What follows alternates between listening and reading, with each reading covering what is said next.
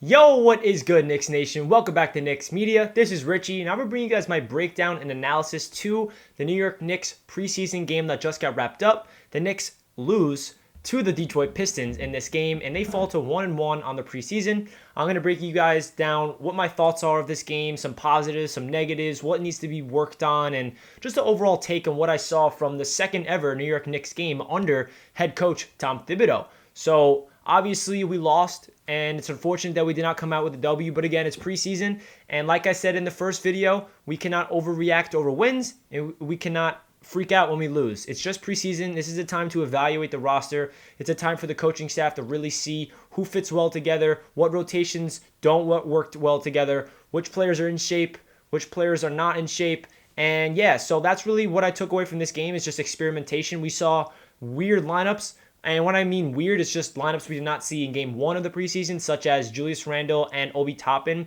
playing the forward and center position, which was pretty interesting. So let's get into some individual numbers. The star of the game was RJ Barrett. RJ Barrett had a phenomenal game. He looked right off the bat to me like the most composed and comfortable player on the court. He looks like the best player on the Knicks so far throughout the preseason game. He flourishes when he shoots the mid-range jumpers and, of course, tacking the rim. And he's just very good at facilitating as well. His numbers for tonight was 25 points, 4 rebounds, 2 assists, shot 10 of 17 from the field, which is way over 50%, and 1 three-pointer, and he had a steal as well. And he also shot 4 from 5 from the free throw line, which is a very good sign because RJ struggled from the free throw line last year. So if RJ can start hitting his free throws, he's going to put up really good numbers. So this is very awesome to see RJ Barrett just see him take that next step. Obviously, it's preseason. Like I said, we can't overreact to these things, but it's good to see RJ shoot efficiently from the field. And we saw a different RJ. Game one, he started off 0-6. Everyone's freaking out. And then he settles down. He goes in for 6 of his next 8. This game, he's red hot throughout the entire game.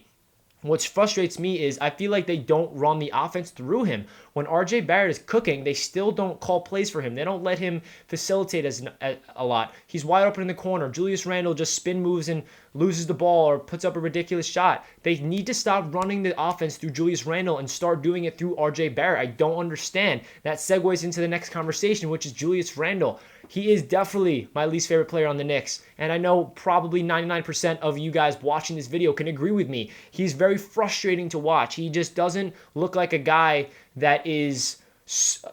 he doesn't fit this team. I mean, he just goes out there every single game. He looks so lackadaisical with the ball. He spin moves into triple team. He's like, take a wild shot that he should not take and misses it. And then he goes out there and turns the ball over. He thinks he's a point forward. He thinks he's LeBron James when he's not.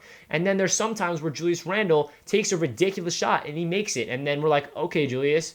But then that gives him the confidence to go out there and take 5 more ridiculous shots, which results in not good. There was like 5 possessions in a row that I saw Julius Randle had an offensive foul. He had a technical. He had a missed shot. There was like 5 offensive possessions we did not score because of Julius Randle. I'm really hoping the Knicks trade Julius Randle at least by the deadline because, like I said, he is really frustrating to watch, and every single player on the Knicks can just feel the vibe around Julius Randle that he's not a good fit, in my opinion. It feels like he's just a ball hog, and he just doesn't want to facilitate. There was one sequence where RJ Barrett was wide open in the corner, hands up, and he does not pass him the ball. Julius just puts up a ridiculous shot. It's so funny because everybody on Knicks Twitter can all agree. If you're following all the Knicks accounts, you see Julius Randle do something crazy, you log into Twitter, and there's 10 tweets in a row. Everybody's saying the same thing. Julius Randle is so frustrating to watch. Get him off the team. So all the Knicks fans are on the same page, and it's just frustrating to watch him play basketball. But let's move on from him.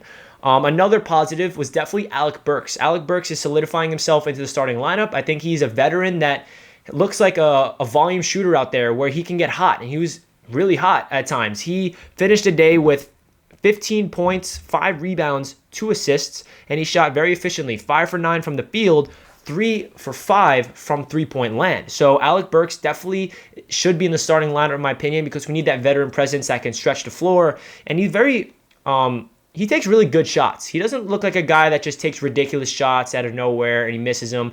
Every shot that he takes, whether they go in or not, you're like happy with it. Like, okay, that's a good shot. And whether he hits it or not, you're satisfied with it. So far I'm impressed with Alec Burks, and I think that he has a bright spot for the future on the Knicks this season. I kind of am comparing him. I don't want to put too much pressure on him, but maybe he's our next Marcus Morris in terms of he lights it up and he looks really good at times, and maybe we can flip him at the trade deadline if the Knicks are not competing. I would love to do that. But if he's really playing well and the Knicks think that Alec Burks is part of the future in terms of just being that role player, veteran presence for the Knicks, then he's on the future. But he's on a 1-year contract, so we will see what we do with Alec Burks.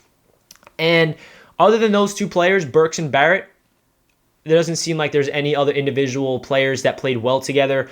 Mitchell Robinson is struggling with fouls. He had 5 fouls throughout the entire game. He looks very all over the place. Kevin Knox is still not finding his rhythm. And overall, the Knicks started off the game really bad. I mean, the game started off and we're all worried. Like, oh, I guess we're back to the reality because the Knicks forgot how to play defense and their offense is terrible. The Detroit Pistons came out in that game and they had a game plan. They adjusted. They're like, okay, this New York Knicks team cannot shoot threes, so let's just run a zone and force them to shoot the ball. And whenever somebody has the ball on the perimeter, we double team them and force them. And like, it just looked like the Detroit Pistons defense was way overmatched for the Knicks offense. And kudos to Dwayne Casey for making those adjustments. He understood what the Knicks did well against them in game 1. So that was good coaching from him and his Detroit Pistons squad. So overall, the Knicks just came out there and didn't look good in the first half, but at halftime, Tom Thibodeau was in the ears of all of them because in the third quarter, they came out and took the lead. We saw RJ Barrett light it up in the third quarter. He played a lot of minutes. RJ Barrett finished with 35 minutes in preseason. I know Thibodeau is known to run his stars dry and run them like a lot of minutes. So it's interesting to see that he's giving RJ Barrett 35 minutes in a preseason game. I guess he wants to get him in that conditioning because he wants RJ to be that guy that can play throughout the entire game. I'm okay with that. RJ Barrett looks awesome. And another player I definitely want to mention, we finally got to see Immanuel Quickley make his NBA preseason debut. He looked very impressive to me. Unfortunately, he didn't really get to shoot the ball from deep. He didn't really have an opportunity. But overall, Immanuel Quickley, his presence on the floor definitely was impressive. He had a nice floater down the lane. It didn't count, but it went in. And I just like his energy on the floor. He has really good hands on defense, and he was running the point at sometimes. Another negative was definitely Obi Toppin. Did not have a very good game. He went back to, okay, rookies are going to struggle, and Knicks fans need to be okay with that. Obi Toppin is 22 years old. And I know he's NBA ready offensively, but he's not going to light it up every game. He's not going to have highlight plays. He shot the ball from 3 like 5 or 6 times. You only hit one of them. But I'm not worried about Obi. He's going to have some bumps in the road, and I hope that he just learns from it and builds off of his good games and builds off of his bad games. I mean, you need to learn from your mistakes in order to evolve your game. We need to develop these players. So Obi Toppin and Kevin Knox, Mitchell Robinson, Dennis Smith Jr., those guys did not have good games tonight. And I feel like that's a big reason why the Knicks did not come out on top with a victory. So that's really my take of this game. I hope in the last 2 games of preseason we get to see more of the bench. I want to see more Miles Powell. Well, not more. We haven't seen him yet. I want to see Iggy out there. Definitely more Immanuel Quickley. I like seeing Frank Ntilikina out there. He definitely has that energy presence. Defensively, he did hit a jump shot. I like what I see from Frank a lot so far.